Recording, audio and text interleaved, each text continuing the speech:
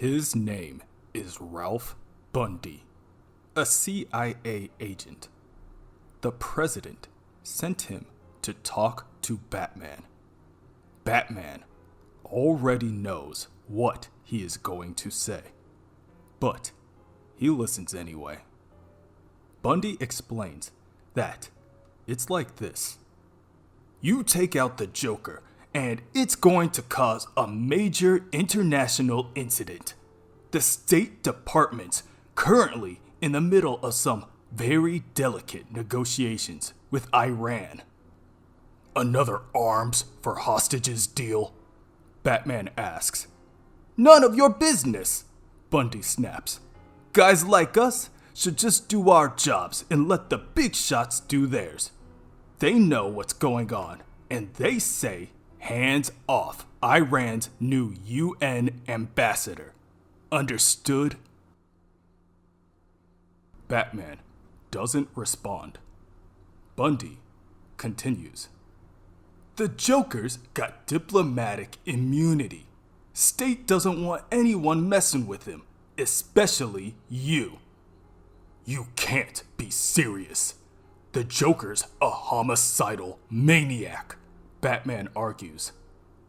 They only made him ambassador so he can kill someone, probably the entire UN General Assembly.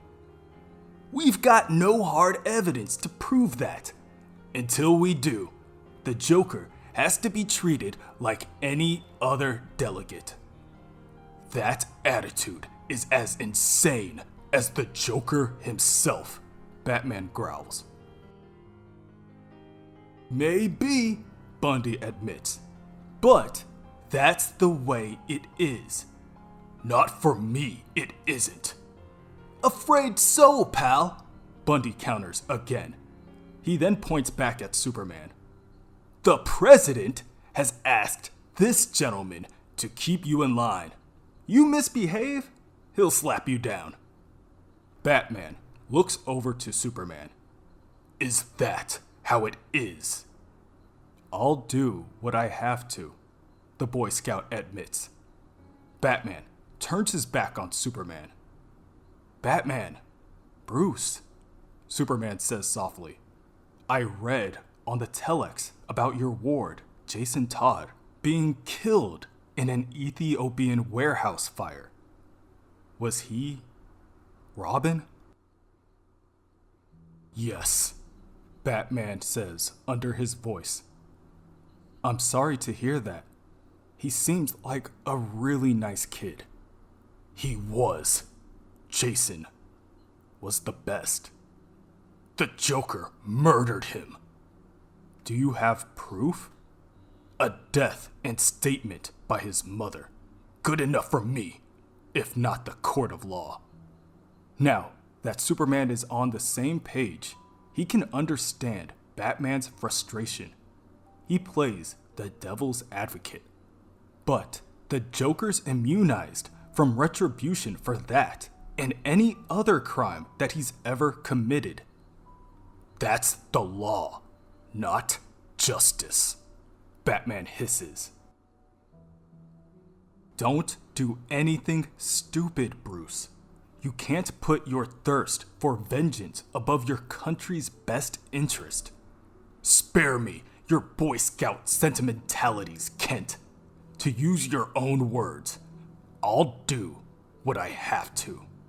Maybe, with a little luck, we'll not find ourselves at cross purposes.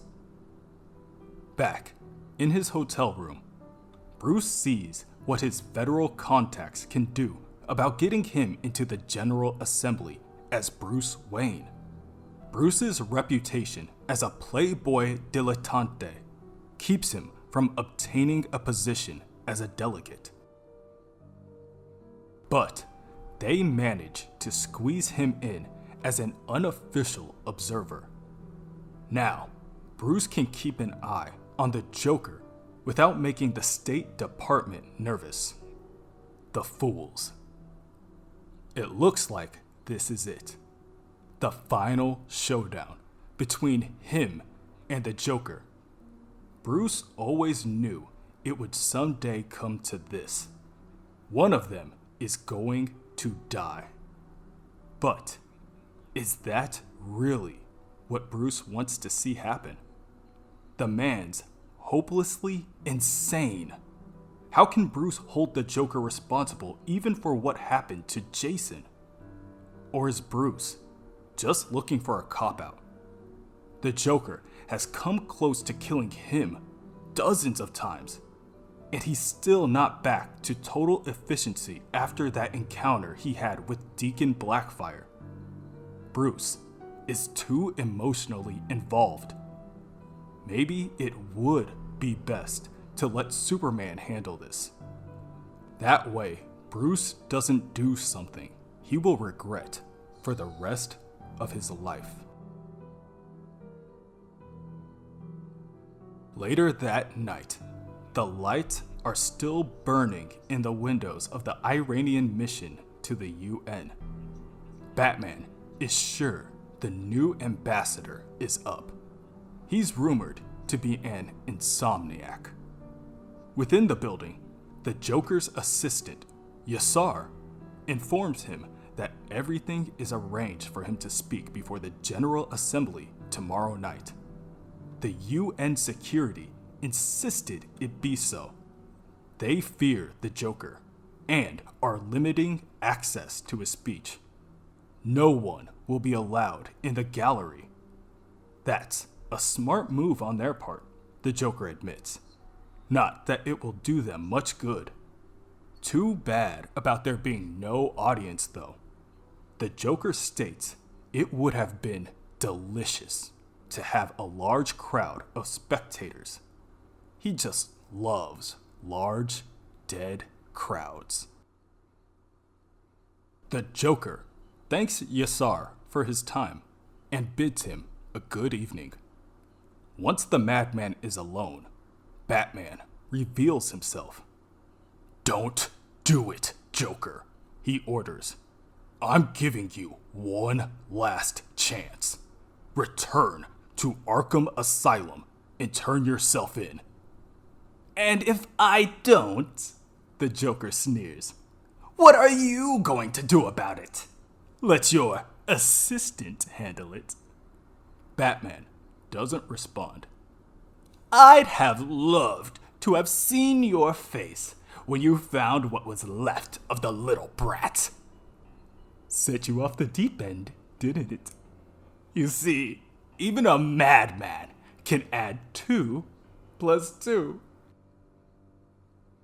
Small chuckles escape the Joker like hiccups building in his chest.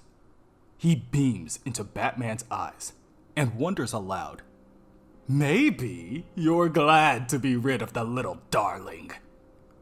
"You always know exactly the wrong thing to say, don't you?" Batman asks calmly in an attempt to control his emotions. "That's what makes me so special!" "Very well. Have it your way. I'll be seeing you around. By the way, thanks." Batman turns to leave through the window. "Thanks?" the Joker gasps. "Thanks for what?" "Up until now, I wasn't absolutely certain that you were responsible for what happened to Jason. Your confirming it makes what I have to do a lot easier." Batman continues to make his exit. This angers the clown. "So, that's how it's going to be, hey? Wanna play tough, do we? Okay, let's mambo." The Joker pulls out a pistol and points it in the direction of Batman. To the clown's surprise, the bat is nowhere to be found. "Gone!" the Joker curses. "I hate it when he does that."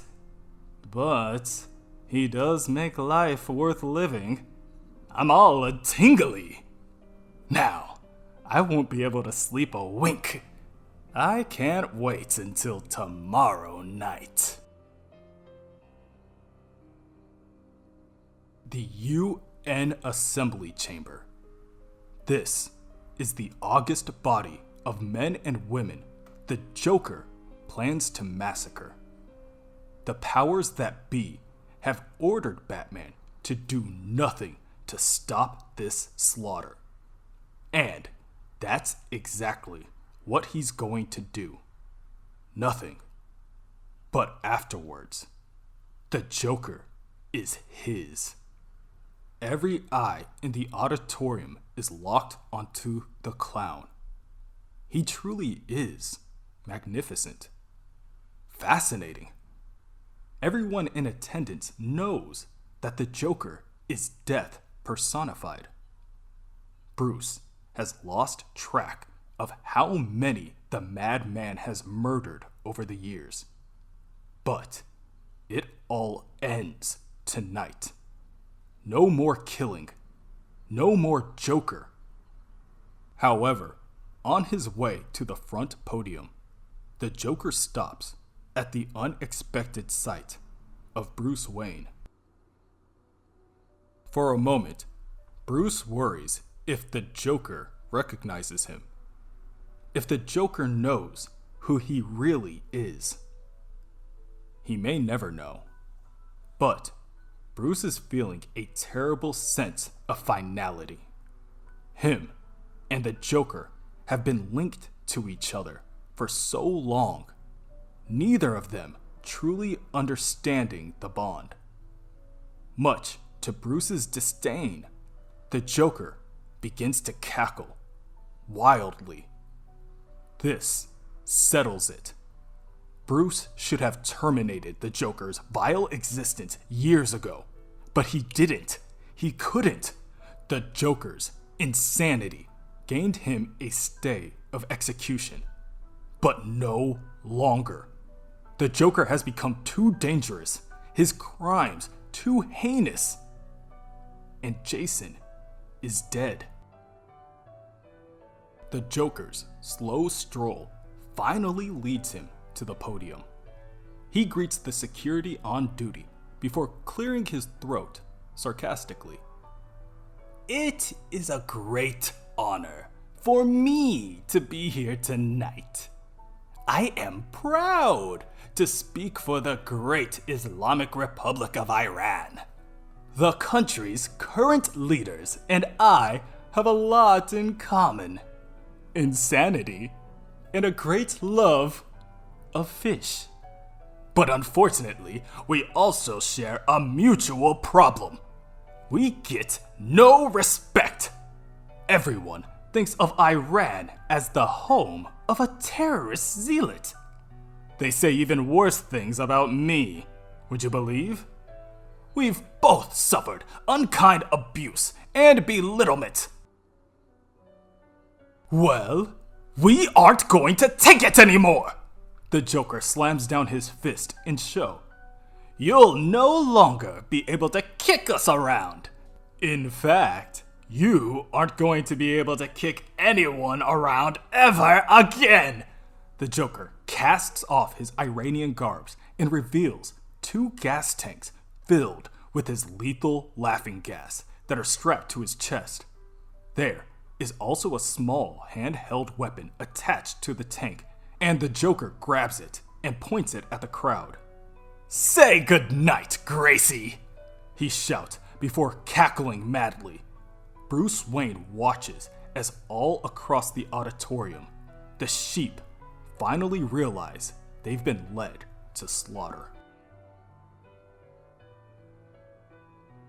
The Joker begins to spray his laughing gas into every corner of the room. Bruce Wayne finds some cover to change into his costume just in case. However, just as he figured, Batman doesn't have to lift a finger to save the day. He knew the Boy Scout wouldn't let him down. The security on duty walks over to the Joker, grabs the gun, and crushes it within his grasp.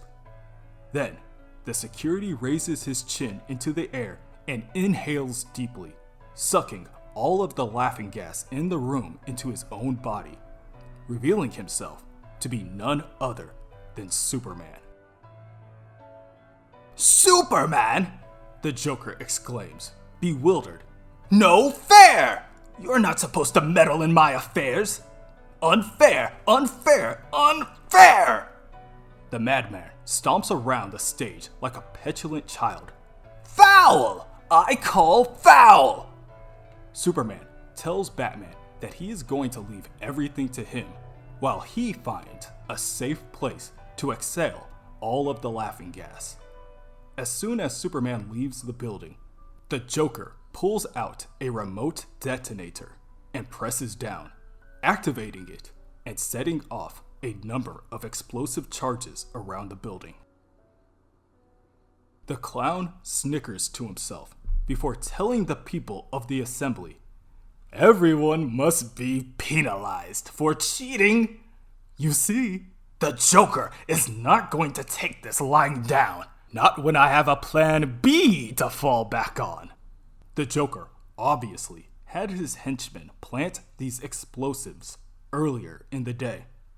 The monster always has another trick up his sleeve. Always another deadly trick. The Joker sniffs in the tainted air and pulls out his pistol. Nothing like a little death, destruction, and smoke to make an exit on. Now is Batman's chance to rush the madman. Not this time, Joker. Give it up. I can't, the Joker tells Batman while firing his weapon. I can't! I can't! Batman dodges the gunfire and tackles the clown to the ground. Have a little going away present, Batsy, old boy! The Joker kicks Batman off him and fires his weapon again. Batman manages to avoid the deadly fusillade. The delegate behind him is not so lucky. Another innocent sacrifice to the Joker's mania. Wherever the Joker goes, death follows. Just another hapless victim to haunt Bruce's sleep. There needs to be an end to it. No more. Batman is distracted enough by the death of the innocent that the Joker is able to make his leave from the building. However, running will do the madman no good. No matter where he flees, Batman will be right behind him. The Joker races to the roof of the building, where a helicopter is awaiting his arrival. The Joker hops into the vehicle, and within seconds, it begins to lift into the air. Batman is not only able to catch up to the Joker, but he makes it just in time to grab onto the helicopter before it can fly out of reach. He uses his anger to fuel him. There will be no escape. The Joker killed Jason. Jason is all Bruce can think about. Batman pulls himself up into the helicopter and is met with a number of Iranian guards with weapons in hand. Within the cramped space, Batman is able to fight off a number of the guards as he clears a way to the clown. One guard picks up his weapon off the floor and once again aims it at Batman. The panicked man's gunfire is indiscriminate, not caring who it strikes. Both Batman and the Joker are hit, and one slug passes them both and takes off the back of the pilot's head. The gunman immediately realizes his mistake and drops his guard long enough for Batman to take him out. This isn't quite the way Batman imagined this scenario ending. He'll be lucky to escape with his life. The helicopter spirals madly as it careens towards a nearby dock. Batman readies himself to jump out of the vehicle, but before he does, he says farewell to his old foe. The Joker just lays there, drenched in his own blood, gasping for air through his stifled laughter. Then, Batman jumps out of the helicopter and into the water below. He watches as the helicopter crashes and explodes on impact. Seconds later, Superman arrives to help lift Batman out of the water. "Find his body," Batman orders. "Find his body!" But, truthfully, Batman knows they won't. That's the way things always end with him and the Joker. Unresolved.